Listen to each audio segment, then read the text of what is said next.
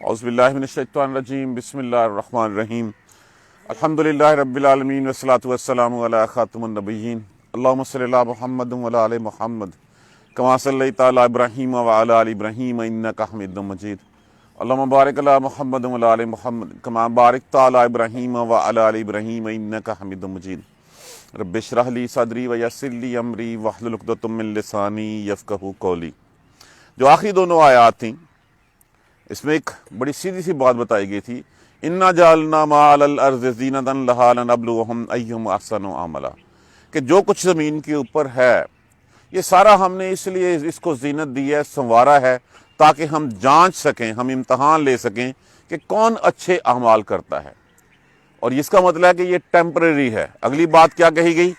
وَإِنَّا لَجَاعِلُونَ مَا عَلَيْهَا صَعِيدًا جُرُزًا، اور اس کو ہم چٹیل جو کچھ ہے اس کو وہ چٹیل میدان کرنے والے ہیں، اس سب کو جو ہے وہ ہم تباہ کرنے والے ہیں، فانی کرنے والے ہیں۔ اب پیغام کیا ہے کہ امتحان ہے ہر اس شخص کا جس کو اللہ تبارک و تعالیٰ نے شعور بخشا ہے، جس کو اللہ نے عقل دی، جس کو اللہ نے جو ہے وہ پیدا کیا، اس کے لیے ایک امتحان ہے کہ کیا وہ اس دنیا کی رنگینیوں میں کھوئے گا جو عارضی ہے، جو اللہ نے جو ہے وہ امتحان لینے کے لیے جو ہے وہ بنائی ہے۔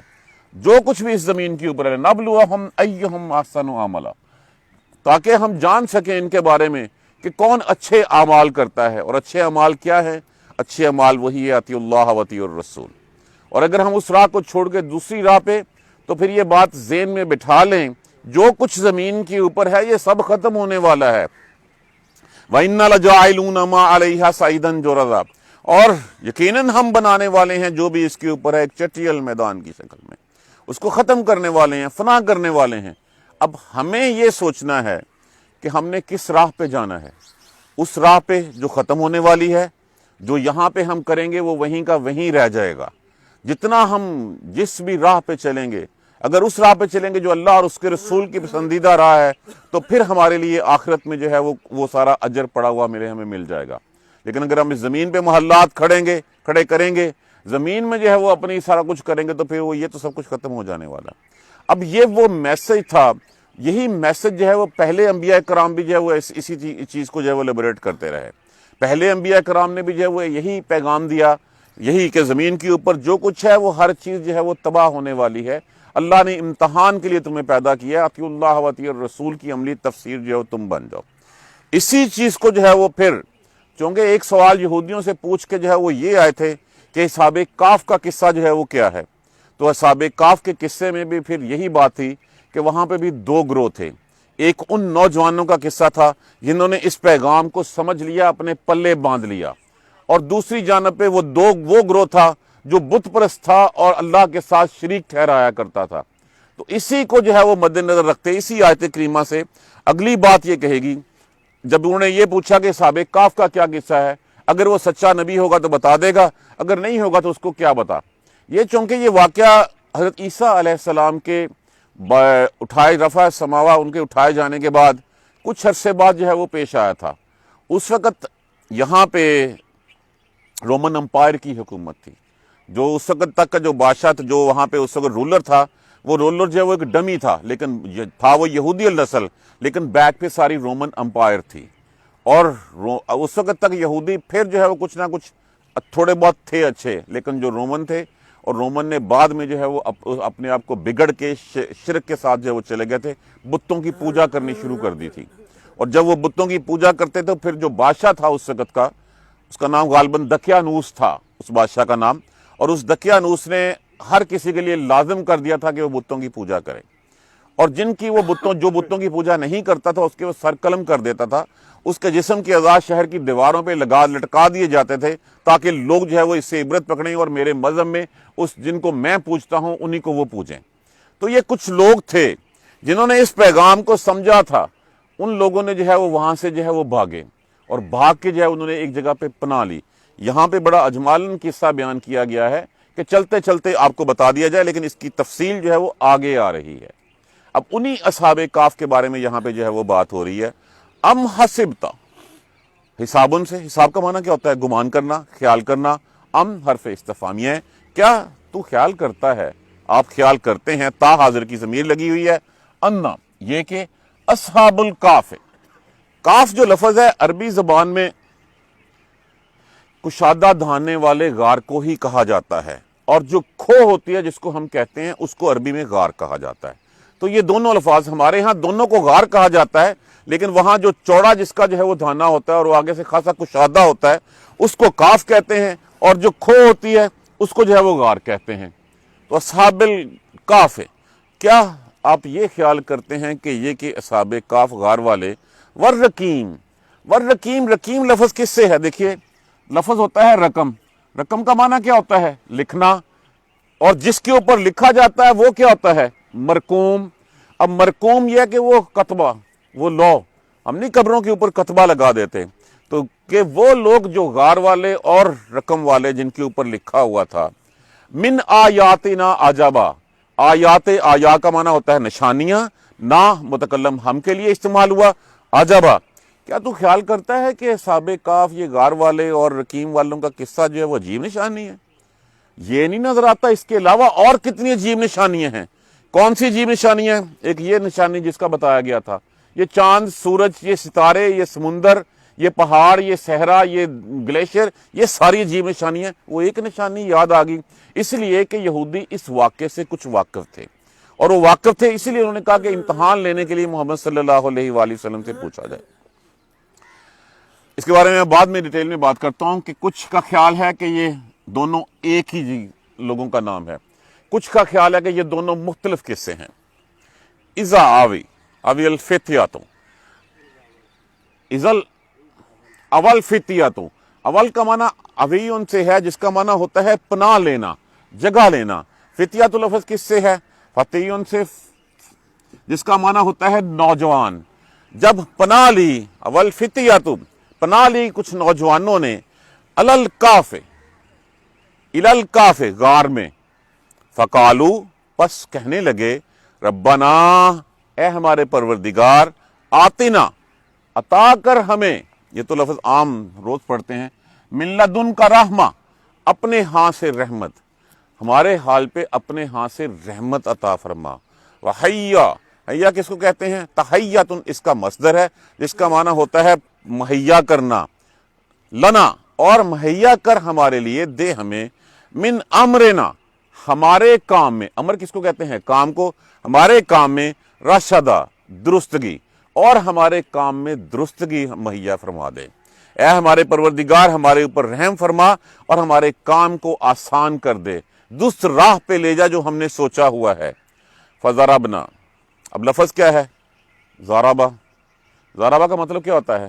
مارنا، تھپکی دی، پس تھپکی دی ہم نے، نام متکلم کے لیے استعمال ہوا، علی آذانہم، اذان کس کو کہتے ہیں؟ کان کو، آذانہم ان کے کانوں پر، فی الکاف، غار میں، سنین عددا، سنین کس کی جمع ہے؟ سن کی، اردو زبان میں عام استعمال ہوتا ہے، عددا، عدد گنتی کے لیے استعمال کیا جاتا ہے، کئی سال تک۔ پھر ہم نے ان کے کانوں پہ تھپکی دے دی، کئی سال تک تھپکی دیے رکھی کہ ان کو سلائے رکھا۔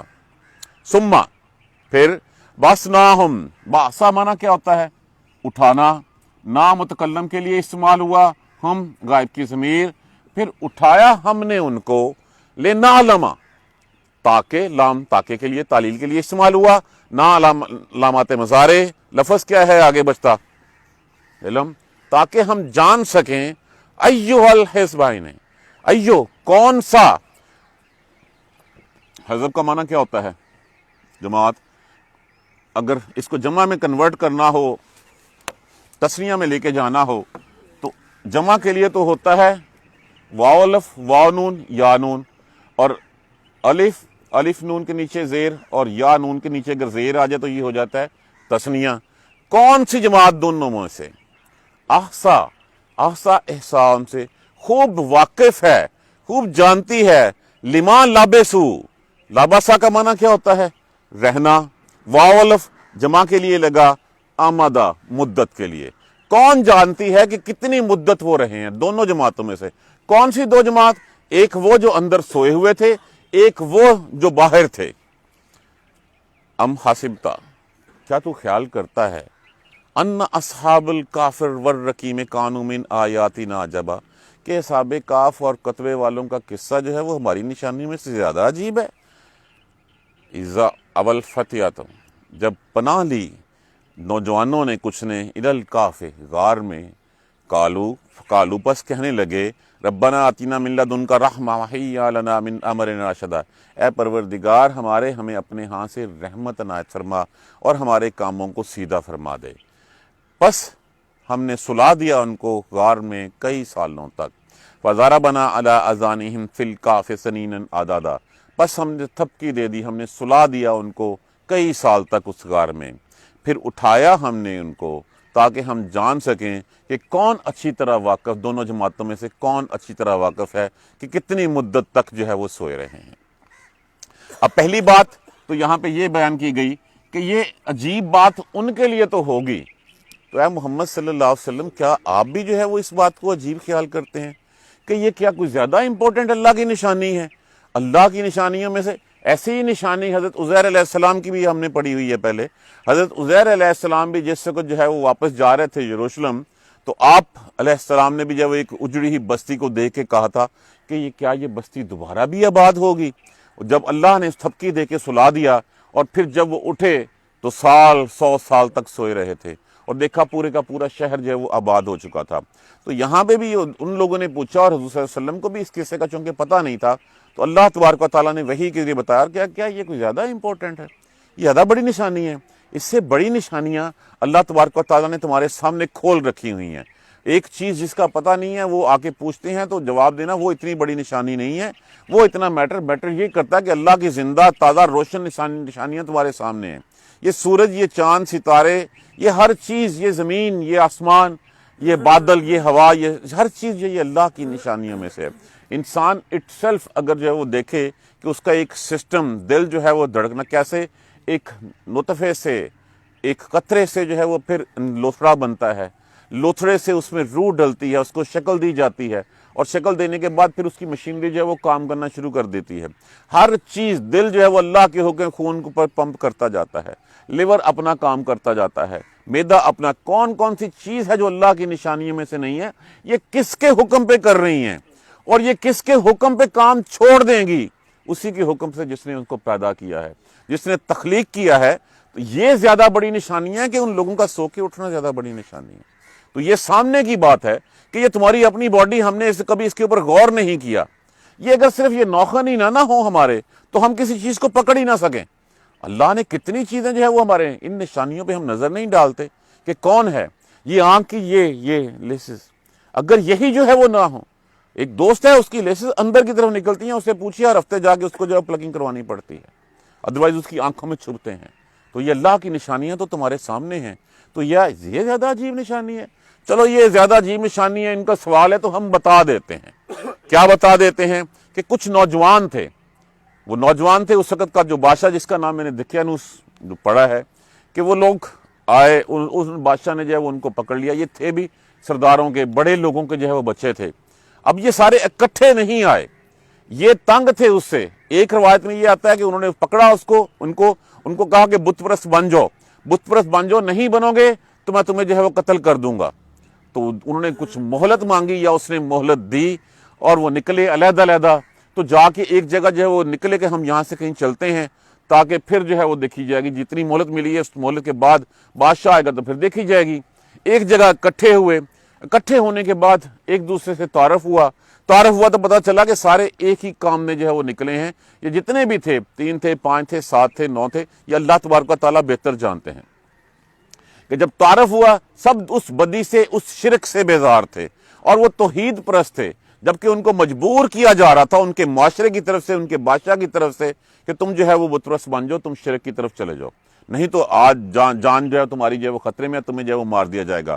اسی ٹینشن میں وہ نکل کے باہر جا کے ایک جگہ اکٹھے ہوئے، ایک دوسرے سے تعارف ہوا۔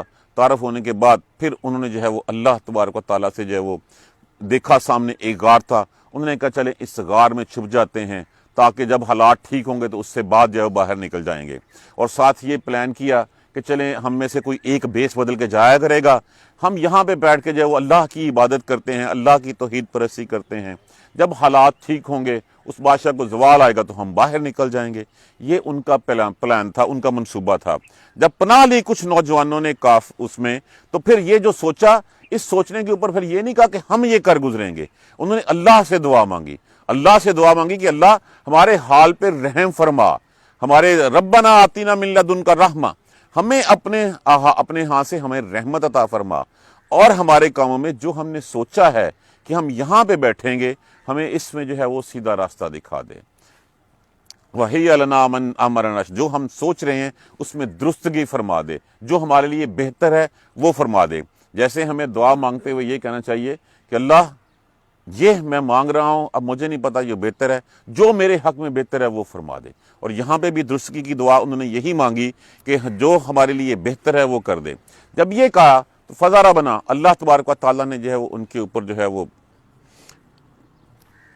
ان کو تھپکی دے دی ان کے کانوں کے اوپر، فی القاف سنینا عددا، کچھ اسی کئی سالوں تک ان کو جو ہے وہ سلائے رکھا، اور پھر اٹھایا ہم نے ان کو، لنعلم ایھا الحزبین، اٹھایا کہ دونوں میں سے کون گروہ خوب واقف ہے اس بات سے کہ کتنا عرصہ تک وہ سوئے رہے۔ اب اس میں سے ایک بات تو یہ لے لیے کہ ایک تو یہ سیدھا سیدھا اس کا قصہ میں نے بتا دیا، دوسرا والرقیم، ابن عباس رضی اللہ تعالیٰ عنہ ان کا موقف تھوڑا سا ڈیفرنٹ ہے۔ ہم نے بچپن میں ایک کہانی پڑھی تھی کہ 3 لوگ جو ہے وہ کسی جگہ جا رہے تھے، بہت آندھی تیز طوفان آیا، اور طوفان آنے کے بعد انہوں نے ایک غار میں پناہ لی، اور غار میں پناہ لینے سے جو ہے وہ ایک پتھر اس کے اوپر آ گرا۔ اب وہ پتھر جو ہے وہ انہوں نے پوری طاقت لگائی، وہ ہٹ نہیں رہا تھا، تو انہوں نے آپس میں کہا کہ چلیں ہم اللہ سے دعا مانگتے ہیں اپنے اچھے اعمال کو یاد کر کے، تو اگر اللہ کو ہماری وہ نیکیاں قبول ہوں گی تو یہ پتھر ہٹ جائے گا۔ غار کا پتھر کے نام سے ہم پرائمری میں ایک کتاب پڑھ چکے ہیں۔ ایک روایت یہ ہے کہ یہ ان لوگوں کے بارے میں کہا جا رہا ہے، اور دوسری روایت یہ ہے کہ جس وقت ان لوگوں کا پردہ فاش ہوا تھا، تو یا جس وقت یہ لوگ وہاں سے بھاگے تھے، یہ لوگ غائب ہو گئے، غائب ہونے کے بعد ان کا پورا ریکارڈ قلم بند کیا گیا، اور قلم بند کر کے صندوق میں رکھ دیا گیا کہ یہ وہ لوگ جن کو بادشاہ نے بلا کے کہا تھا میرے مذہب میں آ جاؤ یا تم جو ہے میں تمہیں قتل کر دوں گا، یہ لوگ گئے کہاں پہ؟ ان کو ڈھونڈتے رہے، وہ نہیں ملے، ان کے نام لکھ کے رکھے گئے، اور جب کتنے 100 سالوں کے بعد دوبارہ وہ انکشاف ہوا تو پھر ان کے نام اور سب کچھ لکھ کے دوبارہ وہ تختی وہاں پہ سجا دی گئی۔ اس لیے ان کو رقم والے کہا جاتا ہے، رقیم والے کہا جاتا ہے، مرقوم، کہ جن کے اوپر ان کے نام پتے جو ہے وہ لکھے گئے ہوئے ہیں۔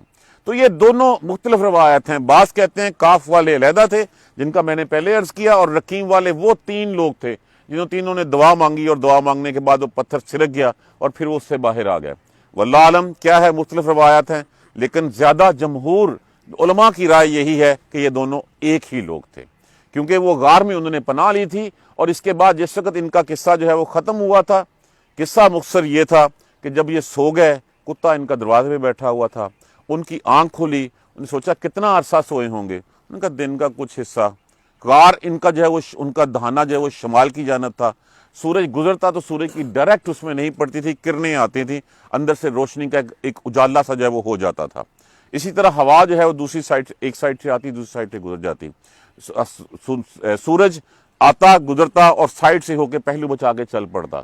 سوئے رہے، کتا ان کا دروازے پہ بیٹھا رہا، جب اٹھے تو پھر انہوں میں سے ایک کے کہا کہ جاؤ جا کے بازار سے جا کچھ کھانے پینے کے لیے لے کے آؤ، اور دیکھنا خیال کرنا جا کے تمہیں کوئی پہچان نہ لے، نہیں تو یہ نہ ہو کہ ہمیں دوبارہ جو ہے وہ پھر اسی اقدام کی طرف لے جائیں کہ جہاں پہ جو ہے وہ یا کہیں گے شرک میں آ جاؤ، توحید پرستی چھوڑ دو، نہیں تو پھر تمہیں قتل کر دیا جائے گا، تو بچ بچا کے جانا۔ اس کو ایک سکہ دے کے بھیجا، اب اس کو کیا پتا تھا کہ 300 کچھ یا کتنے سال ہو چکے ہوئے ہیں، وہ گیا سکہ لے جا کے اپنی طرف سے چپ چپیتا گیا۔ نمبر 1 تو اس کا حلیہ جو ہے، حلیہ سینکڑوں سال پرانا تھا، اور پھر جا کے اس نے جب بازار میں دیکھا، اس نے کہا شاید میں کہیں خواب دیکھ رہا ہوں، یہ بلڈنگز، یہ عمارت، یہ سب کچھ بدلا ہوا ہے۔ جیسے ہی وہ کھانا لینے کے لیے گیا، اس نے وہ سکہ دیا، تو اس دکاندار نے کہا یہ سکہ، اس نے دوسرے دکاندار کو بلا لیا کہ یہ سکہ دیکھو، یہ سکہ کون سا سکہ ہے؟ انہوں نے کہا یار یہ وہی سکہ ہے، اس جو غار والا تھا، یہ وہی سکہ جو ہمارے یہاں۔ انہوں نے دیکھا اب وہ سکہ ایبسلیٹ ہو چکا ہوا تھا۔ اس نے پورے بازار کو اکٹھا کر لیا، اور اکٹھا کرتے کرتے اس کو پکڑ کے شہر کے حاکم کے پاس لے گئے کہ یہ اس کے پاس ہے۔ اس سے پوچھا گیا کہ یہ تمہارے پاس کہاں سے ہے؟ اس وقت تک حالات بدل چکے تھے، دوبارہ توحید پرستوں کی حکومت آ چکی تھی، تو پھر وہ راز جو تھا، وہ راز ان کا فاش ہو گیا، وہ سکے کی وجہ سے۔ اور پھر انہیں بتایا تیرے باقی ساتھی کہاں ہیں، پھر ان کو وہ قصہ یاد تھا کہ کچھ نوجوان گم ہو گئے تھے، ان کا ریکارڈ ڈھونڈا گیا اور پوچھا گیا کہاں ہیں، وہ لے کے آیا، اور لے کے آیا تو جب ان کو باہر کھڑا کر کے اندر گیا، اللہ تبارک و تعالیٰ نے ان کے اوپر موت طاری کر دی۔ پھر اس وقت تاکہ پھر انہوں نے اس کو بند کر کے منہ اس کے اوپر ایک کتبہ لگا دیا، اس لیے اس کو رقیم والے بھی جو ہے وہ کہا جاتا ہے۔ تو اللہ تبارک و تعالیٰ نے ان کا راز جو ہے وہ یہ فاش نہیں ہونے دیا کہ وہ اتنا رہے، وہ واپس آیا، ان سب کو لے کے آ کے ان کو باہر کھڑا کر کے گیا، میں باقی دوستوں کو اٹھا کے لاتا ہوں، اندر گیا، اللہ تبارک و تعالیٰ نے ان کے اوپر موت طاری کر دی۔ اب اس میں سے پیغام کیا تھا کہ زمین کی ساری چیزیں ہم نے تمہارا امتحان لینے کے لیے ہیں، اور ہر چیز کو جو ہے وہ ہم جو ہے وہ ملیا میٹ کر دینے والے ہیں۔ تو وہ نوجوان جن نوجوانوں کو اللہ نے ایک خاص عرصے تک تھپکی دے کے سلائے رکھا، الٹیمیٹلی ان کو بھی جو ہے وہ فنا جو ہے وہ مل گئی، وہ بھی جو ہے وہ مار دیے گئے۔ تو یہ مختصر قصہ میں نے آپ کو سنا دیا ہے، ڈیٹیل میں ہم انشاءاللہ جو ہے وہ اس کو آہستہ آہستہ جو ہے پڑھتے چلے جائیں گے۔ کیا تو گمان کرتا ہے کہ غار اور قطبے والوں کا قصہ جو ہے ہماری زیادہ نشانی عجیب ہے؟ باقی نشانیاں تمہارے ذہن میں نہیں آتی؟ جب پناہ لی غار والوں نے تو کہنے لگے اے پروردگار، اب اس کا مطلب کیا ہے کہ چاہے حالات کیسے بھی ہو جائیں ہمیں رجوع اللہ ہی کی طرف کرنا ہے، ہمارا ہاتھ جو ہے اسی کے سامنے پھیلنا ہے، سر اسی کے سامنے۔ یہ وہ لوگ تھے جن لوگوں کو جان سے مار دینے کی دھمکیاں دی گئی تھی اور جان کے مارنے کا جو ہے وہ حکم ہو گیا تھا، تو وہ نکلے ہیں اور نکل کے انہوں نے اپنا سر نہیں جھکایا، لیکن نکل آئے اور اللہ سے پناہ مانگی اور اللہ سے کہا کہ جو ہم صحیح سوچ رہے ہیں، جو سوچ رہے ہیں اس میں درستگی عطا فرما دے۔ اللہ نے ان کی دعا سنی، ان کو سلا دیا کئی سالوں تک، پھر اٹھایا ہم نے اور دیکھا، اس لیے کہ دیکھیں ان دونوں میں سے کون خوب واقف ہے کہ یہ کتنے عرصہ تک جو ہے وہ سوئے رہے ہیں۔ انشاءاللہ اب یہ سلسلہ قصہ اس کا اصحاب کہف کا چلے گا، یہ مختصراً یہاں پہ بتایا گیا ہے، اس کے بعد ان ڈیٹیل ساری بتائی گئی ہے، اور اس کا نٹشل اس سورہ مبارکہ کی آخری آیت کریمہ میں بتایا گیا۔ اللہ تبارک و تعالی ہمیں قرآن سمجھ کر پڑھنے اور اس پر عمل کرنے کی ہمت اور توفیق دے۔ جزاک اللہ خیر۔ سبحانک اللہم و بحمدک، اشہد ان لا الہ الا انت، استغفرک و اتوب الیک۔ اعوذ باللہ من الشیطان الرجیم، بسم اللہ الرحمن الرحیم۔ الحمدللہ رب العالمین، الحمدللہ رب العالمین، الحمدللہ رب العالمین۔ اللہم صلی علی محمد و علی آل محمد کما صلیت علی ابراہیم و علی آل ابراہیم انک حمید مجید۔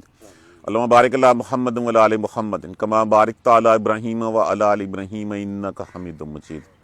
ربنا لا تؤاخذنا ان نسینا واخطانا، ربنا ولا تحمل علینا اصرا کما حملتہ علی الذین من قبلنا، ربنا ولا تحملنا ما لا طاقت به واعف عنا واغفر وارحمنا انت مولانا فانصرنا علی القوم الکافرین۔